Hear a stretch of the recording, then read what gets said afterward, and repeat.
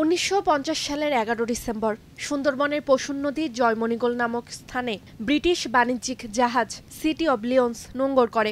এর মধ্য দিয়েই শুরু হয় মোংলা বন্দর প্রতিষ্ঠার কার্যক্রম। 1951 সালের 7 মার্চ জয়মণিগোল থেকে 14 মাইল উজানে চালনা নামক স্থানে এ বন্দর স্থানান্তরিত হয়ে চালনা বন্দর নামে কার্যক্রম চলে 1954 সাল পর্যন্ত।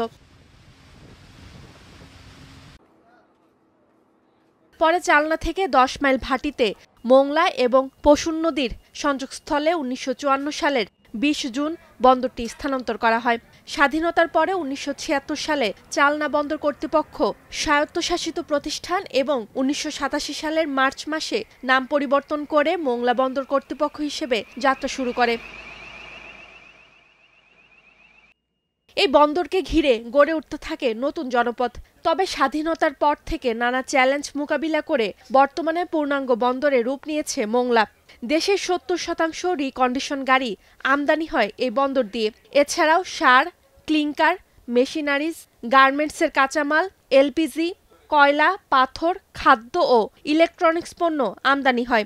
রপ্তানি পণ্যের মধ্যে উল্লেখযোগ্য হল তৈরি পোশাক, হিমায়িত খাদ্য, পাট, ইপিজেটে উৎপাদিত পণ্য।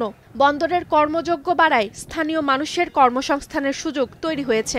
বন্দর থেকে ব্যবসা বাণিজ্য করে আমাদের রুজি রোজগার, আমাদের পেট চালাই।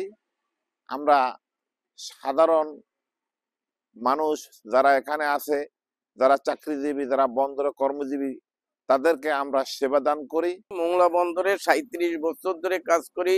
আমার মতো হাজার হাজার শ্রমিক মোংলা বন্দরে কাজ করে তাদের জীবিকা নির্ভর করে। মোংলা বন্দর দক্ষিণাঞ্চলের একটি কর্মসংস্থানের একটি চাবিকাঠি। এই বন্দরের মাধ্যমে বাংলাদেশের যেমন রাজস্ব আয় হয়, বন্দর কর্তৃপক্ষ তেমন রাজস্ব ইনকাম করে।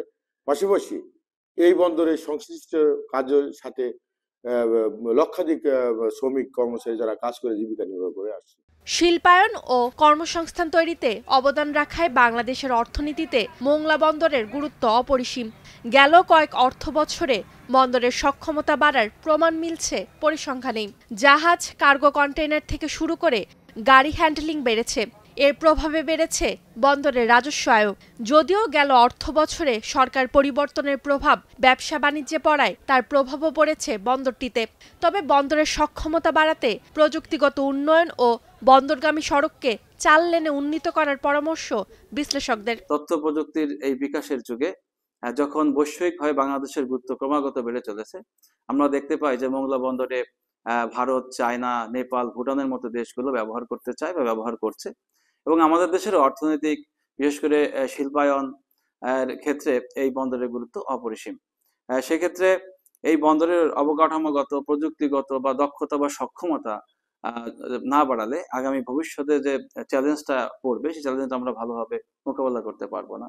মোংলা বন্দরের সম্ভাবনাময় দিক হচ্ছে ঢাকা থেকে এর দূরত্ব চট্টগ্রাম বন্দরের চেয়ে কম। অন্যদিকে পদ্মা সেতু চালুর পর এই বন্দরের সঙ্গে উত্তরাঞ্চল ও পূর্বাঞ্চলের যোগাযোগ অনেক সহজ হয়েছে। এসব কারণে প্রতিনিয়ত মোংলা বন্দরের গুরুত্ব ও ব্যবহারকারীর সংখ্যা বাড়ছে বলে জানালেন বন্দর কর্তৃপক্ষ। এই বন্দরটি দেশের সবচেয়ে কাছের বন্দর এবং খুব সহজেই পরিবহনের জন্য একটি সহায়ক বন্দর। একই সাথে এই বন্দরকে ব্যবহার করে বহুমাত্রিক সুবিধা তৈরি করার একটি সুবিধা আছে দেশে এবং বিদেশেও। এই দিক থেকে চিন্তা করলে মোংলা বন্দরের সম্ভাবনা অনেক। 1 ডিসেম্বর আয়োজন করা হয়েছে মোংলা বন্দরের 75তম প্রতিষ্ঠা বার্ষিকী।